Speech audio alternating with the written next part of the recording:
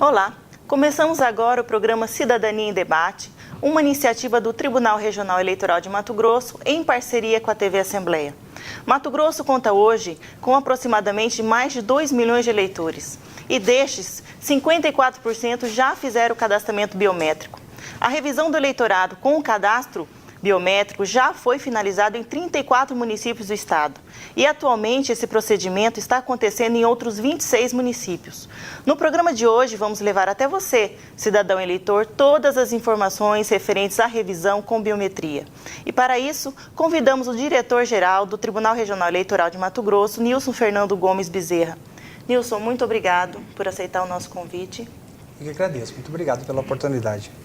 Nilson, recentemente, agora em janeiro, a Justiça Eleitoral efetuou o cancelamento de cerca de 180 mil títulos de eleitores. Quem foram esses eleitores atingidos por essa medida? Então, inicialmente foram os eleitores de Cuiabá e Várzea Grande que tiveram o título cancelado. É importante frisar que nós estamos fazendo atendimento ordinário com coleta de dados biométricos desde 2015 em Cuiabá e Várzea Grande. Nós fizemos isso até novembro de 2018. Aqueles eleitores que infelizmente não puderam comparecer nessa data tiveram seu título cancelado. Isso pode ter acontecido por vários motivos, ou porque a pessoa não reside mais em Cuiabá e Várzea Grande, ou porque a pessoa faleceu, por exemplo, e não foi informada a Justiça Eleitoral sobre essa ocorrência. Então o cancelamento visa depurar o cadastro de eleitores e permitir a gente ter uma maior credibilidade nessa informação. Lembrando que o eleitor que tiver o título cancelado, ele não vai ser prejudicado, ele pode depois restabelecer a sua inscrição, que a gente pode falar mais à frente sobre isso. A gente pode dizer que a Justiça Eleitoral disponibilizou a esses eleitores uma estrutura ampla, uma infraestrutura ampla de atendimento? Sim. Inicialmente, com o atendimento ordinário, de 2015 até início de 2017, nós atendemos somente nos nossos postos de atendimento convencionais, ou seja, os cartórios eleitorais, no caso de Cuiabá, a Casa Democracia. A partir de 2017, em especial, no finalzinho do ano de 2017, início do ano de 2018, nós abrimos postos eleitorais na Grande Cuiabá, em Cuiabá e Várzea Grande. E também permitimos que um eleitor de Cuiabá fosse atendido de Várzea Grande em Cuiabá. Nós tivemos no auge da nossa estrutura 18 postos de atendimento eleitor para atender essas pessoas. Nós chegamos a atender uma média de 4.500 eleitores por dia, mas tínhamos capacidade de atender até cerca de 5.000, 5.500 por dia. Ou seja, não atendemos mais porque, infelizmente, as pessoas não atenderam a convocação. Mas a estrutura estava disponível para ser utilizada. E essas pessoas que agora estão com o título cancelado, elas sofrem uma série de restrições e querem resolver. O que o tribunal está oferecendo para essas pessoas regularizar a situação? Então, primeiramente é importante deixar claro que o cancelamento do título, ou seja, a suspensão do título, ela faz com que você não tenha quitação eleitoral. O que isso implica para um cidadão? Além de não poder votar, mas é claro que a próxima eleição é somente em 2020, muita gente pensa que está muito longe isso, né? Além de não poder votar, ela tem uma série de consequências na sua vida civil. Vou citar alguns exemplos aqui. Se você passar no concurso público, você não pode tomar posse no cargo público. Se você conseguir passar no vestibular ou no Enem agora para poder entrar na universidade pública, você não vai poder se matricular. Se você quiser tirar um passaporte, você não vai conseguir tirar o passaporte. Se você se graduar em curso superior, você não vai conseguir pegar o seu diploma de curso superior. Então tem uma série de consequências na vida civil para uma pessoa que não tem a quitação eleitoral. Então o título, volto a repetir, não serve somente para votar, mas para exercer uma série de serviços na sua vida civil. Ainda sobre a punição, tem a questão da empresa pública, de poder licitar com os governos. Isso afeta também? Sim, sim. As pessoas que não têm quitação eleitoral têm dificuldade em participar de licitações, ser contratados pelo serviço público, né? Então, qualquer pessoa que queira se relacionar com o serviço público, ela vai ter dificuldade de fazê-lo se não tiver a quitação eleitoral. Mas é importante dizer o seguinte, que a regularização é muito simples. A pessoa não paga uma multa por ter o título cancelado. Para restabelecer a inscrição, não paga nenhuma taxa e nenhuma multa. Ela simplesmente deve procurar uma das nossas unidades de atendimento, que no caso de Cuiabá é a Casa Democracia, o ganha-tempo da Praça Ipiranga e o ganha-tempo da Morada da Serra, e em Várzea Grande o cartório eleitoral de Várzea Grande e também o ganha-tempo de Várzea Grande. Ela tem que procurar uma dessas unidades com um documento oficial com foto e com comprovante de residência. Apenas isso e não tem multa nenhuma. A única multa que eventualmente possa existir é se a pessoa deixou de votar, mas aí não é em virtude do cancelamento do título, é porque ela não cumpriu uma obrigação legal que é votar nas eleições. Lembrando que Para cada turno da eleição é uma multa. Então, se você não votou no primeiro turno e no segundo turno da eleição de 2018, você tem 2 multas a pagar. Mas, volto a repetir, para restabelecer a inscrição, não se paga nada para isso. É bom lembrar que no site do Tribunal Regional Eleitoral, no www.tre-mt.jus.br, o eleitor lá pode acessar e lá ele vai encontrar o horário de atendimento, bem como os locais onde ocorre o atendimento. Nilson, no caso, quando se cancela o título e o eleitor ele busca a regularização, ele recebe uma nova inscrição eleitoral ou reativa a que ele já tinha? Como é que funciona? Ele vai reativar, a princípio ele vai reativar a sua inscrição. Só vai ser feita uma nova inscrição se a sua inscrição for cancelada. Isso só acontece depois de muitos anos de cancelamento. Ou seja, se cancelar agora e ele demorar muitos anos para reativar a sua inscrição, aí ela não vai mais estar disponível, aí sim ele vai fazer uma nova inscrição eleitoral. Mas, a princípio, quem procurar a Justiça Eleitoral nos anos de 2019 até o início do ano 2020 vai ter a sua inscrição restabelecida, não muda nem o número da inscrição. Aqui em Cuiabá e Várzea Grande tivemos um número elevado de títulos cancelados, mais de 100 mil, 150 mil títulos.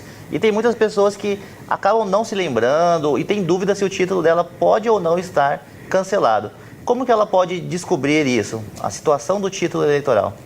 Então, no site do TRE na internet, no endereço www.tre-mt.jus.br, na página inicial do site, ele já consegue verificar uma consulta à sua situação eleitoral. Basta digitar ali o número do seu título, o seu nome, nome da sua mãe e data de nascimento, e ele vai te mostrar a sua situação, se você está com título regular, ou se está com título suspenso, ou se você tem uma pendência de multa, por exemplo. E se você tiver uma pendência de multa, você pode, inclusive, no próprio site do TRE na internet, também emitir a guia de recolhimento da União para pagamento da multa. Ou seja, procurar o cartório já com a multa paga, mas volto a repetir, multa em virtude de não ter votado em eleições.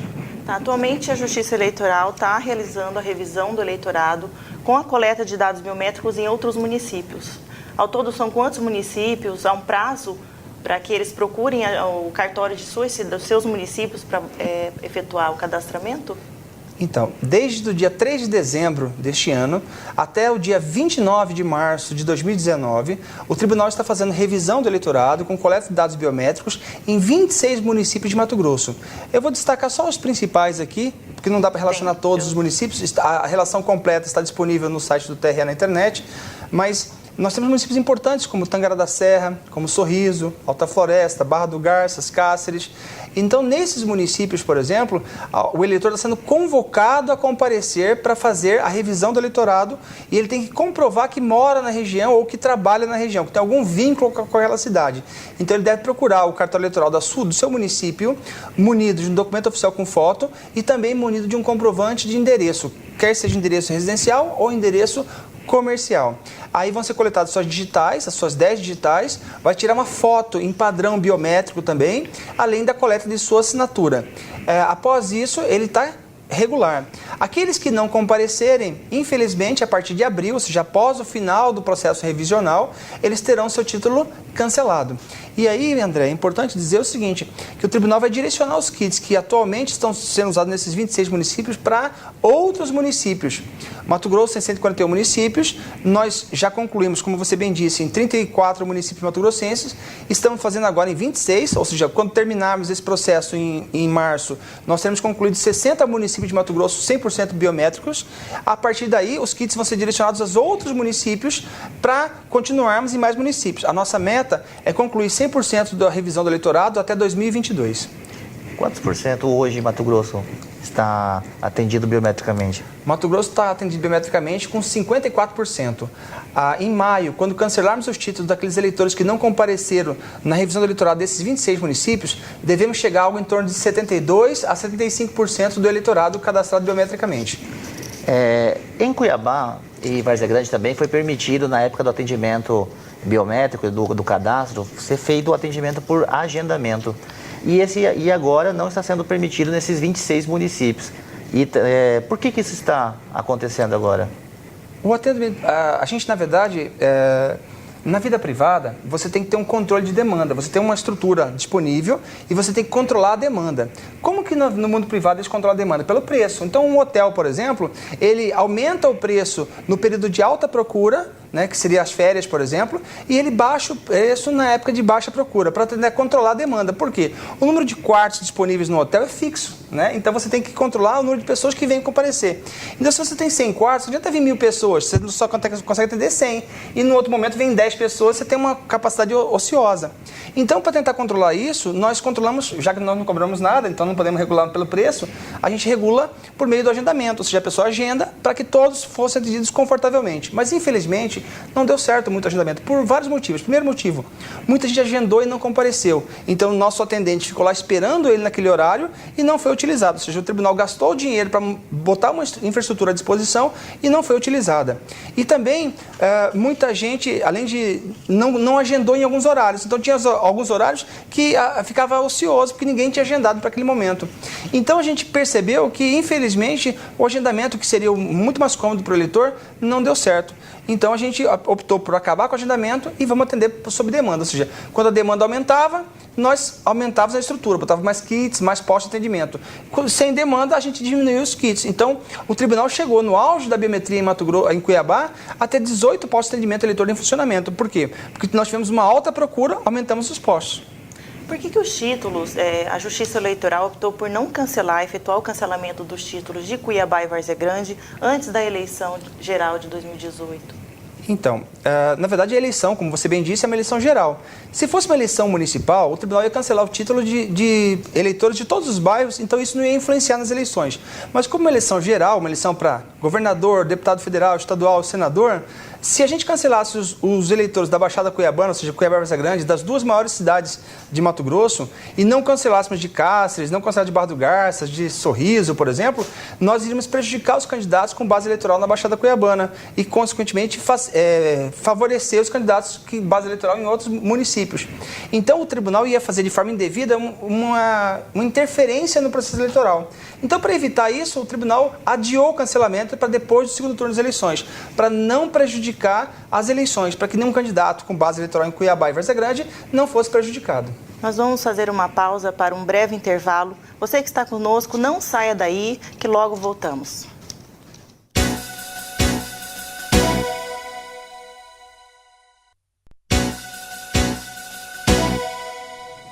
Olá, voltamos com o programa Cidadania em Debate. Hoje estamos falando sobre a revisão do eleitorado com cadastramento biométrico. O nosso convidado é o diretor-geral do TRE, Nilson Fernando Gomes Bezerra. Nilson, a biometria, o primeiro município em Mato Grosso a ser atendido pela biometria é o município de Campo Verde. Ocorreu isso em 2010. Nós podemos dizer que houve uma intensificação do trabalho no cadastramento do Estado em 2018? Sim, os anos de 2017 e 2018 foram anos importantes para a evolução do nosso ritmo de atendimento ao eleitor. De 2010, quando nós começamos a biometria, até início de 2017, nós tínhamos feito apenas 26% do eleitorado mato-grossense. E atualmente, de abril de 2017 até o momento atual, nós já temos 54% de atendimento do Estado de Mato Grosso. E até o mês de abril, agora, ou seja, nós deveríamos chegar a algo em torno de 75%. O ano de 2019 deve ser encerrado com algo em torno de 85% do eleitorado cadastrado biometricamente. Então, os últimos anos foram os anos mais intensos, onde nós demos grandes avanços no nosso ritmo. Voltando, só para ressaltar que 2022 é nosso prazo. O prazo está muito próximo já e nós precisamos acelerar ainda mais esse atendimento. Em relação ao número de municípios, nós já fizemos em 34, estamos concluindo agora em mais 26 municípios, vamos chegar a 60, Mato Grosso em 141. Só que pelo menos dos 60 nós já fizemos os mais importantes, os mais difíceis de fazer. Em especial Cuiabá, Várzea Grande, Sinop e Rondonópolis. Mas nós temos agora outros desafios, que é atendimento em comunidades mais distantes. Nós temos alguns municípios de Mato Grosso que têm uma grande extensão territorial com uma baixa densidade populacional. Nós temos atendimento em áreas indígenas, em áreas que não tem internet, não tem comunicação de dados, onde a locomoção é muito difícil. Então o tribunal vai ter que investir agora em comunicação via satélite, em alguns casos utilizar até mesmo barcos, utilizar avião para poder chegar em algumas localidades mais distantes. Então o custo da biometria vai crescer um pouco a partir de agora, porque a gente vai atender menos eleitores numa grande área territorial e uma área mais cara, né? Mas são desafios que nós enfrentamos isso no nosso dia a dia. O tribunal já está acostumado a cuidar dessa logística. A eleição em Mato Grosso não é uma eleição muito fácil. Fazer eleição com fronteira, uma eleição com zona rural, uma eleição com área indígena, num estado gigantesco como o nosso, não é uma coisa muito fácil. Nós já estamos acostumados com essa logística de atendimento.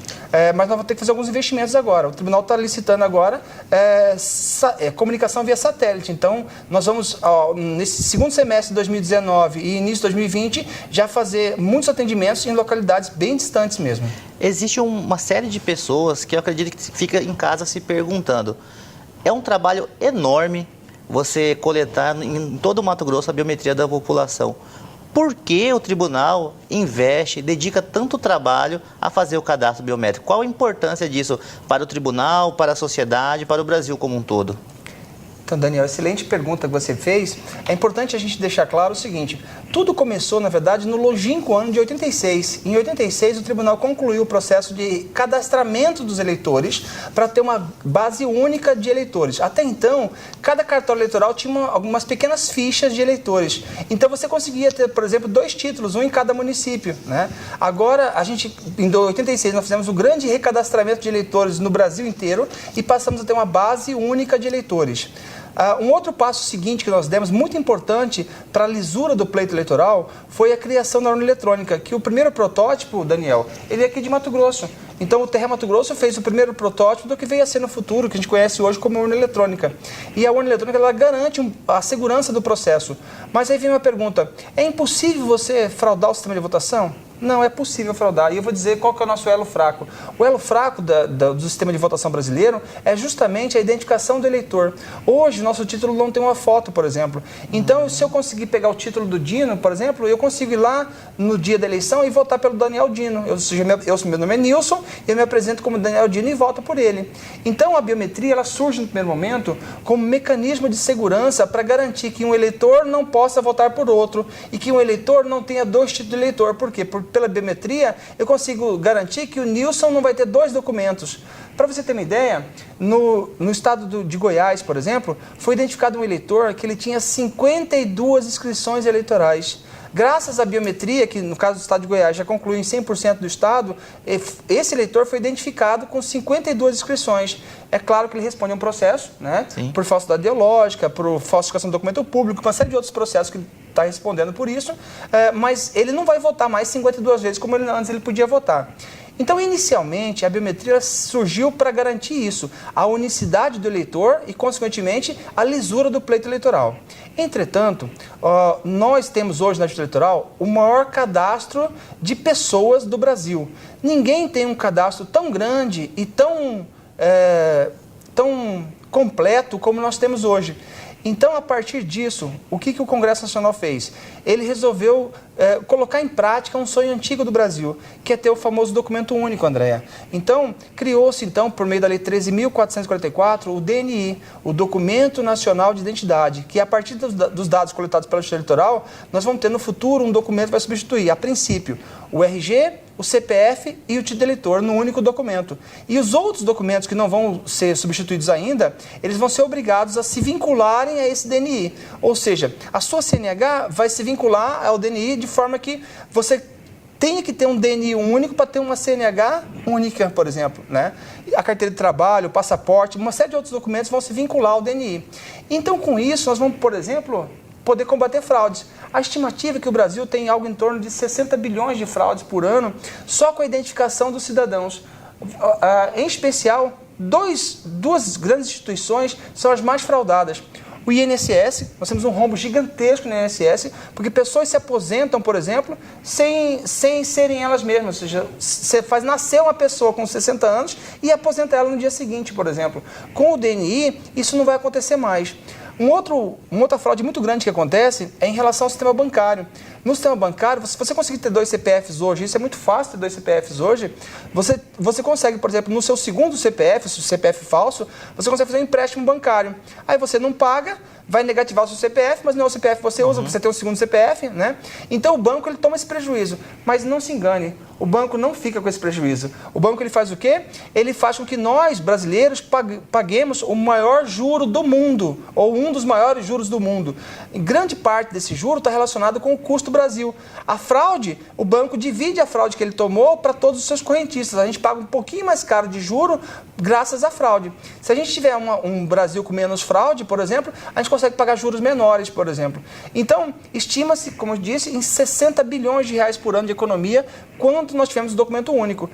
Somente a partir de 2022. E aí sim nós vamos ter esse documento para que a gente possa utilizar. Esse documento único, ele vai unificar quais documentos hoje? Então, como bem disse, né, o RG, o CPF e o título. Esses 3 vão deixar de existir e vão usar o número do DNI. Outros documentos, eles vão ser obrigados a se vincularem ao DNI.